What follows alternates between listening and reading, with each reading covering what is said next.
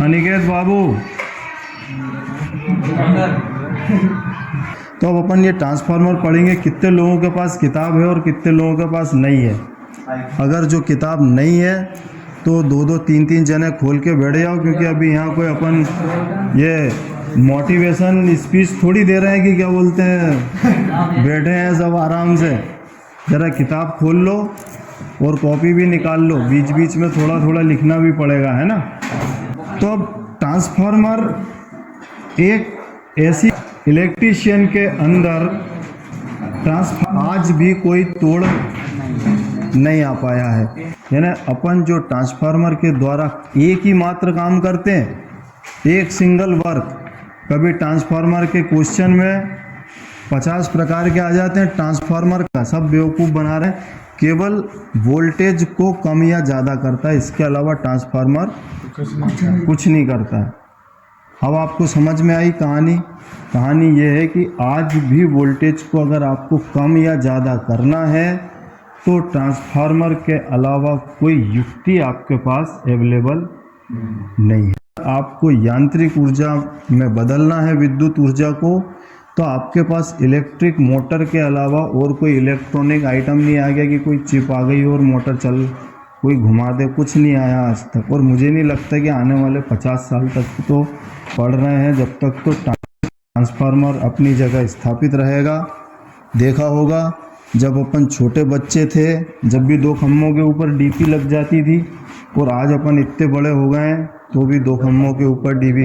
अपन कभी अपने दादा पिताजी से बात करें तो अपने को पता चल ऊपर डीपी लगते हुए ही देखा है। उसकी जगह ना तो कोई ले सकता है और ना आने वाले 50 साल में मुझे लगता है। ट्रांसफार्मर एक ऐसी स्थितिक युक्ति है। तो सबसे पहला इंपॉर्टेंट क्वेश्चन 2 बता दिए मैंने। एक तो स्थितिक युक्ति है। स्थितिक युक्ति का मतलब पार्ट नहीं है, घूमने फूमने वाला इस तरह का कोई पार्ट इसके अंदर होता नहीं है। दूसरी महत्वपूर्ण चीज़ मैंने क्या बताई तुमको कि केवल वोल्टेज को कम या ज़्यादा करता है, इसके अलावा ट्रांसफार्मर कोई काम नहीं करता। ट्रांसफार्मर शब्द से ट्रांसफार्मर के बारे में कुछ आइडिया नहीं हो, पता नहीं हो, सब पता है ना, क्लियर कट, कोई समस्या तो नहीं है। अब अपन दूसरा पॉइंट पढ़ेंगे। ये तो हो गया ट्रांसफार्मर का परिचय। परिचय के अलावा अगला भाग जो है इसमें ट्रांसफार्मर का कार्य सिद्धांत। तो कार्य सिद्धांत के अंदर जिसको अपन कहते हैं अन्योन्य प्रेरण, इंडक्शन सबने पढ़ा है, प्रेरण, और ये ट्रांसफार्मर जो काम करता है अन्योन्य प्रेरण, इंग्लिश में इसको कहते हैं म्यूचुअल इंडक्शन। तो म्यूचुअल इंडक्शन के सिद्धांत पर काम। इतनी बात तुमको समझ में आई। इसका उपयोग कहाँ करते हैं अपन? वोल्टेज को कम या ज़्यादा करने में, इसके अलावा किसी काम में ये नहीं आता है। तीसरा, और अपन आगे बढ़ेंगे तो यानी परिचय में 2 क्वेश्चन हो गए, कार्य सिद्धांत में 1 क्वेश्चन हो गया। तिवारी जी म्यूचुअल इंडक्शन पर काम करता है। ट्रांसफार्मर की संरचना ध्यान रखो। ट्रांसफार्मर की संरचना जो नीचे चित्र में दिखाई गई है, ये अपन इस तरह की संरचना इसकी ट्रांसफार्मर की होती है। तो ये बनाने के लिए एक इस तरह का लेमिनेटेड कोर बनाते हैं। ये लेमिनेटेड कोर जो होता है, ठीक है। अब यहाँ पे ये लेमिनेटेड कोर पे ध्यान देना। ये लेमिनेटेड कोर को मैं क्या कर रहा हूँ, यहाँ से ये इधर दे दिए, ये यहाँ पे इसको क्या नाम रख दिया, प्राइमरी वाइंडिंग, ठीक है। और यहाँ पे कुछ लपेटे कर दिए, इसको मैंने क्या नाम रख दिया, सेकेंडरी वाइंडिंग। ये पूरे चैप्टर का क्या नाम है, ट्रांसफार्मर। अपन इसको ट्रांसफार्मर को छोटे रूप में क्रॉस लगा के ऐसे मार लिख देते हैं तो ट्रांसफार्मर हो जाता है। यानी ये ऐसा नहीं कि मैं अकेले ही लिख रहा हूँ, कई लोग ऐसा इस तरह का लिखते हैं। टेक्निकल भाषा में अपन इस तरह से लिख सकते हैं। तो इसके 2 महत्वपूर्ण भाग कौन से हो गए, एक तो प्राइमरी वाइंडिंग हो गया और एक सेकेंडरी वाइंडिंग, ठीक है। प्राइमरी वाइंडिंग और सेकेंडरी वाइंडिंग, और ये दोनों काय के ऊपर स्थापित है, ये एक कोर के ऊपर स्थापित रहती है। तो इस चीज को अपन क्या बोलते हैं, ठीक है। अब ये तीन महत्वपूर्ण चीज़ें हैं, यानी कि अगर आपने किसी ने आपसे पूछा कि ट्रांसफार्मर के पार्ट के नाम बताओ, तो आपको प्राइमरी वाइंडिंग, सेकेंडरी वाइंडिंग और लेमिनेटेड कोर तो बताना ही पड़ेगा, चाहे कुछ भी हो जाए। अपन इसमें ऐसा नहीं, जैसे कि एक आदमी का वर्णन करने के लिए मनुष्य कैसा होता है, तो मनुष्य का वर्णन क्या, उसके जैसे गाय का निबंध लिखते हैं ना, जैसे गाय की 2 आँखें होती हैं, 2 नाक, 1 नाक होती है, कान होते हैं, 4 पैर होते हैं, पूँछ होती है, इस तरह से लिखते हैं ना। तो इसी तरह भी अपन किसी गाय के वर्णन में ऐसा नहीं लिख सकते कि इन सारी चीज़ों लिख दें कि क्या बोलते हैं, त्वचा होती है और ये होता है और ऊपर बाल होते हैं, वो उन चीज़ों से, हालांकि पार्ट है वो उसका, गाय के पार्ट है, पर लेकिन ये महत्वपूर्ण पार्टों की श्रेणी में नहीं आते। इसी तरह ट्रांसफार्मर के महत्वपूर्ण पार्ट, ठीक है।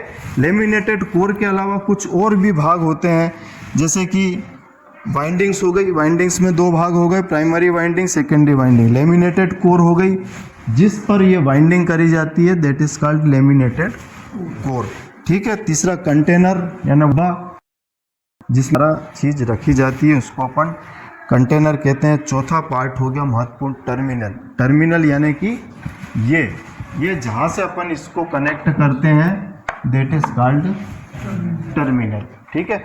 तो इतने महत्वपूर्ण पार्ट होने के साथ साथ ट्रांसफार्मर में और तो अगला चैप्टर आता है वाइंडिंग और वाइंडिंग के वर्गीकरण। तो ये अच्छा, इसमें एक और बहुत महत्वपूर्ण चीज़ मैं तुमको बताना चाह रहा हूँ। जैसा कि मैंने तुमको यहाँ पे बताया, ये प्राइमरी वाइंडिंग और सेकेंडरी वाइंडिंग सेपरेट यहाँ लगी हुई दिख रही है तुम्हें, पर ये एक्चुअली जब तुम ट्रांसफार्मर के अंदर देखने जाओगे तो ये इस तरह से अलग अलग नहीं होती। हो भी सकती है, ये भी नहीं मैं कह रहा हूँ कि होती ही नहीं है, मतलब सामान्य तौर पे ये अलग अलग नहीं होती। ये क्या होती है, आपस में ट्रांसफार्मर वाइंडिंग को इन लेमिनेटेड कोर्स में इतना समझ करेंगे अपन। कंटेनर यानी कि चौथा जो तीसरा पॉइंट है, कंटेनर यानी कि डब्बा, आमतौर पर टैंक भी कहा जाता है, ट्रांसफार्मर को ठंडा रखने में सहायता करता है। और इसमें क्या भरा होता है तिवारी, तेल। उस तेल को भी अपन किस नाम से जानते हैं, ट्रांसफार्मर ऑयल के, हालांकि वो है क्या, मिनरल ऑयल। मिनरल ऑयल यानी क्या बोलते हैं, ज़मीन से है ना, ज़मीन से निकलने वाला ऑयल होता है, दैट इज़ कॉल्ड मिनरल। वो उसमें क्या आग वगैरह नहीं लगती। आजकल सारे सिंथेटिक चीज़ों का ज़माना आ गया है, तो सिंथेटिक ऑयल बनाना क्या है, जब वाइंडिंग में से विद्युत धारा प्रभावित हो रही है, वाइंडिंग बहुत लंबी है, उसमें IR² लॉसेज हो रहे हैं, IR² लॉसेज होने के कारण उसमें हीट उत्पन्न हो रही है, और उस हीट को क्या करना है, तेल में ठंडा करना है, और तेल को भी फिर सर्कुलेट, ये पूरे सिस्टम का रहता है, यानी उसमें ऑयल भरा रहता है। वो भी ऐसे ही नहीं कि ज़बरदस्ती भर दिया हो ऑयल। तुम्हारे मन में कभी प्रश्न आया कि ये ट्रांसफार्मर टैंक के अंदर ऑयल क्यों भरा होता है, या आया होगा तो तुम्हें जवाब नहीं पता चला होगा, या किसी ने बताया भी नहीं होगा। गांव में ट्रांस करने वाले बहुत लोग मिल जाएंगे, पर उन्हें किसी को ये पता नहीं होता कि ट्रांसफार्मर ऑयल इसके अंदर क्यों भरा जाता। तो अभी तुमको समझ में आया कि ट्रांसफार्मर ऑयल क्यों भरा जाता है, वाइंडिंग को ठंडा रखने के लिए। और चौथी चीज़ है उसमें टर्मिनल और सेकेंडरी में जो टर्मिनल होते हैं। अपन 15 मिनट की क्लास पढ़ेंगे, 15 मिनट की क्लास पढ़ने के बाद अपन ट्रांसफार्मर को देखने चलेंगे, ठीक है। अब ट्रांसफार्मर की कार्यप्रणाली वैसी की वैसी कार्यप्रणाली है जैसी कि कार्य की होती है, सिंपल है। थोड़ा सा अगर तुम चाहो तो इसको पढ़ लो, कोई बहुत ज़्यादा महत्वपूर्ण क्वेश्चन इसका है नहीं। अब ट्रांसफार्मर के लाभ के बारे में अपन देखेंगे। तो ट्रांसफार्मर का लाभ क्या है कि इसमें कोई सचल पुर्जा नहीं होता, ठीक। 400 किलो वोल्ट पर भी, 400 किलो वोल्ट तिवारी कितना वोल्ट होता है, 400 किलो वोल्ट, बहुत ज़्यादा वोल्ट, समझ रहे हो। क्या बोलते हैं, 5-7 साल पहले या 10 साल पहले पकड़ के चलो तो 400 किलो वोल्ट यानी कि मैक्सिमम, भारत में इससे ज़्यादा किलो वोल्ट कहीं होता नहीं था। आजकल के ज़माने में क्या बोलते हैं अपन 750-700 किलो वोल्ट पर इलेक्ट्रिसिटी जगह से दूसरी जगह ले जाने का काम करते हैं। पर आज से 10 साल पहले थोड़ी सी टेक्नोलॉजी कम होने के कारण 400 वोल्ट मैक्सिमम वोल्टेज हुआ करता था, वो भी आपको कहीं कहीं ग्रिड स्टेशन पे लिखा दिख जाए तो दिख जाए, नहीं तो ज़्यादातर ग्रिड स्टेशन 120 थे। यहाँ तक बात समझ में आई। और इसका उपयोग कहाँ करते हैं अपन? पारेषण यानी ट्रांसमिशन वगैरह में ट्रांसफार्मर का उपयोग। अब वर्गीकरण के किस तरह से ट्रांसफार्मर का करते हैं, तो सबसे पहले वर्गीकरण लिख लो। वोल्टता के आधार पर ट्रांसफार्मर को दो भाग,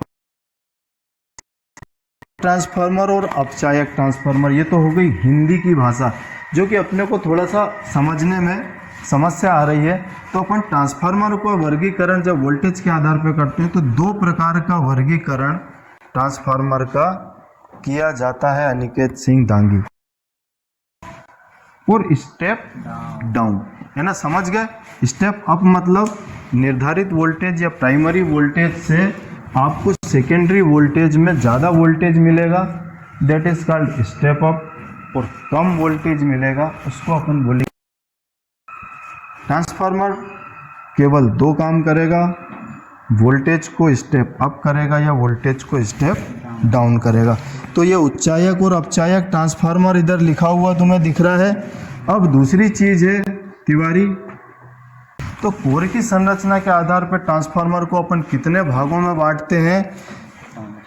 3 भागों में। सेल प्रकार का ट्रांसफार्मर, कोर प्रकार का ट्रांसफार्मर और बेरी प्रकार का ट्रांसफार्मर। अब इंडिविजुअल अपन देखेंगे कोर टाइप ट्रांसफार्मर क्या होता है और बेरी टाइप ट्रांसफार्मर क्या होता है। तो जैसा कि तुमको किताब के अंदर एक चित्र बना हुआ दिख रहा होगा, इस तरह के ट्रांसफार्मर को अपन सेल टाइप ट्रांसफार्मर कहते हैं। यानी कि जो ऐसी एक संरचना रहती है, अलग अलग रहती है, तो इस तरह का जो ट्रांसफार्मर रहता है ये कोर टाइप ट्रांसफार्मर कहलाता है। Oh sorry, shell type transformer. दूसरा है कोर टाइप ट्रांसफार्मर। एल आकार की पत्तियां होती हैं, एल आकार की पत्तियों को, जो कि मैंने सबसे पहले बनाया है, इस तरह का जो ट्रांसफार्मर अपन बनाते हैं इसको कहते हैं सेल टाइप ट्रांसफार्मर। इसमें कुछ महत्वपूर्ण चीज हो सकती है, जैसे कि एक में 2 समांतर चुंबकीय मार्ग स्थापित होते हैं। ठीक है ना, क्या होते हैं? 2 समांतर चुंबकीय मार्ग स्थापित होते हैं कोर सेल टाइप ट्रांसफार्मर में। यानी सेल टाइप ट्रांसफार्मर है, ठीक है, इस जिसके ऊपर वाइंडिंग लपेटी जाती है। तो इस कोर के अंदर क्या होंगे? 2 चुंबकीय क्षेत्र बनेंगे। क्यों 2 बनेंगे? क्योंकि ये एक इधर डब्बे में बनेगा और एक इधर डब्बे में। 2 प्रकार के चुंबकीय क्षेत्र बनेंगे, उसको कहेंगे सेल टाइप। ये इंपॉर्टेंट प्रश्न है, ध्यान रखना।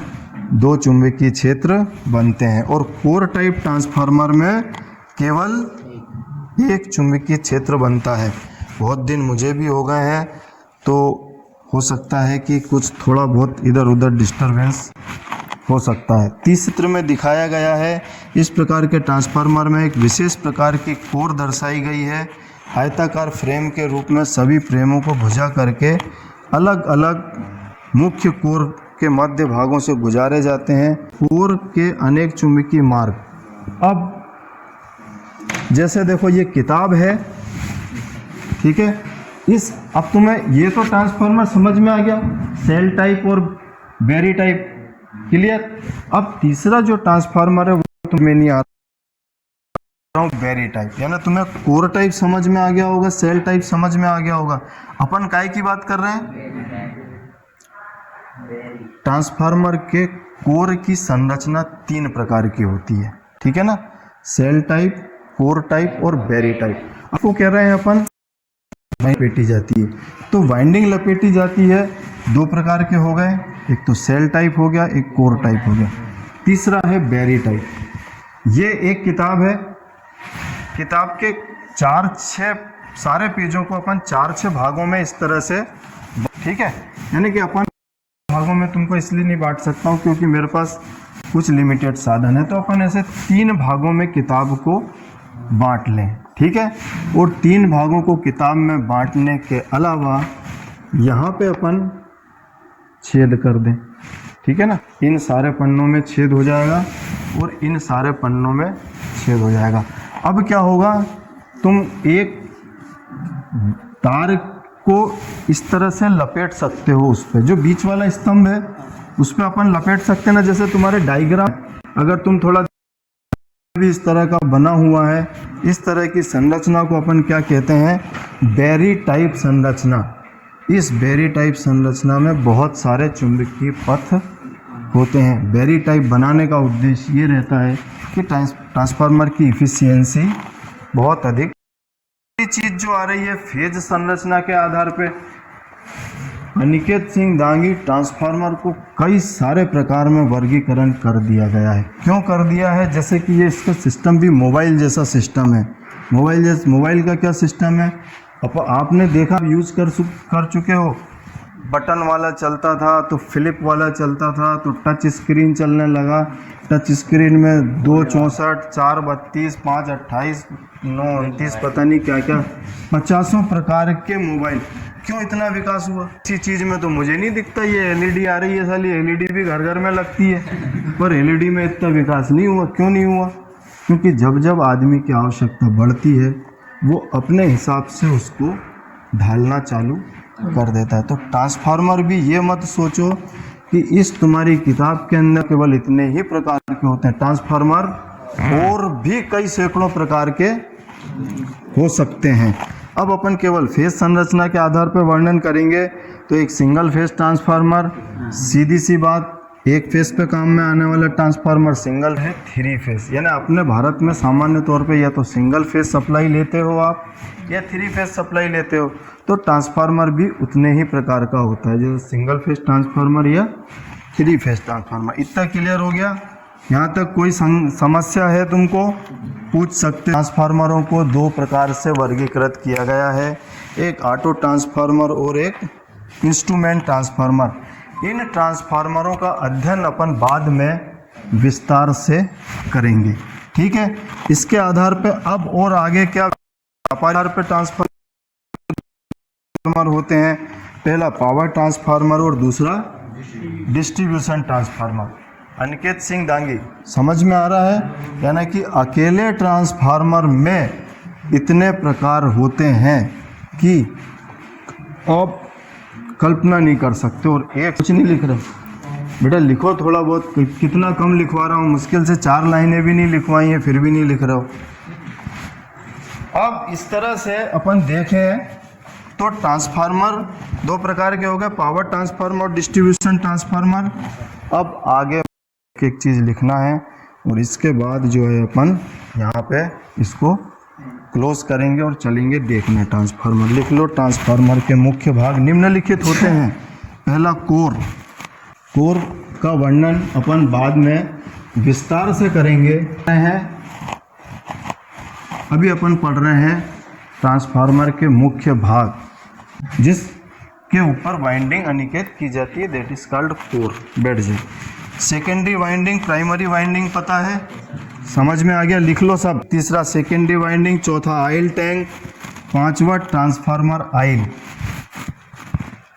6वां पार्ट है कूलिंग पाइप। एक ट्रांसफार्मर के जो साइड पाइप लगे रहते हैं या पंखे ऐसी चौड़ी चौड़ी पत्तियां लगी रहती हैं, that is called cooling pipe, है ना। अगला लिखेंगे अपन ट्रांसफार्मर इनलेट वाल्व, यानी जिसके अंदर अपन ट्रांसफार्मर तेल को जहाँ से भरते हैं, that is a transformer inlet valve. चौथा है आउटलेट ड्रेन कॉक। 5वां है ऑयल गेज। 6वां है प्राइमरी टर्मिनल। फास्ट लिखो। 7वां है सेकेंडरी टर्मिनल। 8वां है अर्थ पॉइंट प्लेट। 10वां है एक्सप्लोजन वेंट। देखो, बाकी सारी चीज़ों में तुम्हें ज़्यादा कुछ समझाने की ज़रूरत यहाँ पे है नहीं, ठीक है ना। पढ़ेंगे हालांकि आगे विस्तार से, पर इसमें देखो अर्थ पॉइंट क्या है मैं तुमको दिखाऊंगा। जैसा तुमने लगा रहता है उसको अपन अर्थिंग करने के लिए तार लगाते हैं, वैसा ही ट्रांसफार्मर में अर्थ पॉइंट होता है। प्लेट जिस पे अपन लिखते हैं कितने से कितने वोल्ट को कन्वर्ट करने वाला है, कितने केवीए का ट्रांसफार्मर है, कौन सी कंपनी का बना हुआ है, किस प्लेट पे लिखी रहती हैं, उसे कहते हैं अपन डाटा प्लेट। महत्वपूर्ण चीज आती है इसमें एक्सप्लोजन वेंट, लिखो एक्सप्लोजन वेंट ऑब्लिक वाल्व। तो तुमने लिखा है, देखिए सीटी के नीचे एक वाल्व लगा रहता है।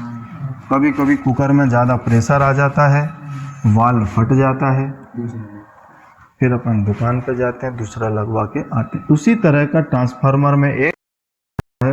अब इस वेंट को लगाने का क्या काम होता है कि जब कभी ज़्यादा मात्रा में विद्युत धारा प्रभावित होती है और ट्रांसफार्मर ऑयल में वेपर बनती है, समझ रहे हो ना, तो वेपर बनने के अंदर क्या होगा, ट्रांसफार्मर का जो पूरा पैक डब्बे में क्या होगा, विस्फोट हो जाएगा। विस्फोट हो जाएगा तो कहीं ना कहीं अगल बगल के लोगों के ऊपर ट्रांसफार्मर ऑयल गिर जाएगा और विद्युत मंडल पे केस करने पहुंच जाएंगे। 2-4 तो वास्तव में पीड़ित रहेंगे, वो पहुंचेंगे, वो 25-50 अगल बगल वाले अलग, और हो गया काम मेरा। तो इस तरह से जो है ना क्या बोलते हैं, ट्रांसफार्मर ऑयल भारत ने तो वेंट लगा दिया है विद्युत मंडल ने कि कभी अगर ये ऐसा प्रेशर ज़्यादा बन जाए तो एक सेफ्टी वाल लगा दिए, तो वाल जाके उधर ट्रांसफार्मर ऑयल उधर ही गिरेगा, इधर उधर पूरी में बच जाएगी। वेंट का काम समझ में आया। अभी अपन ये सारी चीज़ें प्रैक्टिकली चल के देखेंगे, ठीक है। तो वेंट के अलावा अब एक चीज़ और होती है बेटा, कंजर्वेटर। एक ऊपर ट्रांसफार्मर के ऊपर गोल डब्बा लगा, दैट इज कॉल्ड कंजर्वेटर, ठीक है ना। अब वो कंजर्वेटर का क्या काम होता है, कंजर्वेटर का काम ये होता है कि उसमें भी ऑयल भरा रहता है।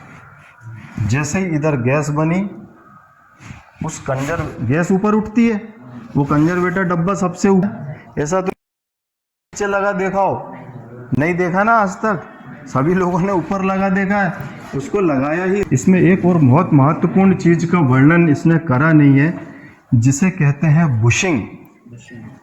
बुशिंग बुशिंग बुशिंग आती है, और बुशिंग ही पावर सप्लाई को बाहर निकालने का काम करती है। ट्रांसफार्मर क्या है, ऐसा डब्बा है, ये लोहे का डब्बा बना है, ये पूरा इसके अंदर क्या है, कोर है, इसके ऊपर वाइंडिंग है। अब ले जाना है, आप कैसे ले जाओगे, छोटी मोटी सप्लाई नहीं ले जाना है। 11 किलो वोल्ट है, 33 किलो वोल्ट है, 110 किलो वोल्ट है, 400 वो किलो वोल्ट है। 400 किलो वोल्ट की सप्लाई क्या कहलाती है, यहाँ से बैठा इतनी दूर का आदमी मैग्नेटिक फ्लक्स इंसुलेटेड करके हवा को बीच में से क्या बोलते हैं करके, और विद्युत धारा प्रवाहित होना चालू हो जाएगी। इतनी खतरनाक 400 किलो वोल्ट। तो इसको ट्रांसफार्मर अंदर सप्लाई ले जाना और बाहर निकालना भी बहुत बड़ी बात है। तो इसमें क्या करते हैं, काले काले तुमने देखे होंगे, ऐसे ब्लैक ब्लैक चकत्ते बने रहते हैं, इधर भी 2 बने रहते हैं और 2-3 इधर भी बने रहते हैं। तो इन जो काले काले जो निकले रहते हैं, इनके ऊपर क्या रहता है, टर्मिनल। बहुत बारीक चीज़ बता रहा हूँ बेटा, ये चीज़ है ना क्या बोलते हैं, किसी को पता नहीं रहती है बहुत। इन टर्मिनलों के अंदर है ना क्या बोलते हैं, सिल्वर और उन सारी चीज़ों से इस ट्रांसफार्मर के यहाँ तक वाइंडिंग आती है। अलग अलग मटेरियल, जितना हाई लेवल का ट्रांसफार्मर होगा, जितना ज़्यादा वोल्टेज की, ज़्यादा हमें रेजिस्टेंस लॉस की ज़रूरत नहीं पड़ेगी, उतना ज़्यादा इस, ऐसा मत सोचना कि चांदी के ही होते हैं। बहुत सारी जगह कॉपर और भी कॉपर की कुछ मॉडिफाइड धातुओं का इस्तेमाल अपन। तो ये ट्रांसमिशन लाइन यहाँ आई और यहाँ से इस बुशिंग से होते हुए ट्रांसफार्मर के इसमें पहुँच गई। ये बुशिंग समझ में आई। ये bushing is very important part of the transformer.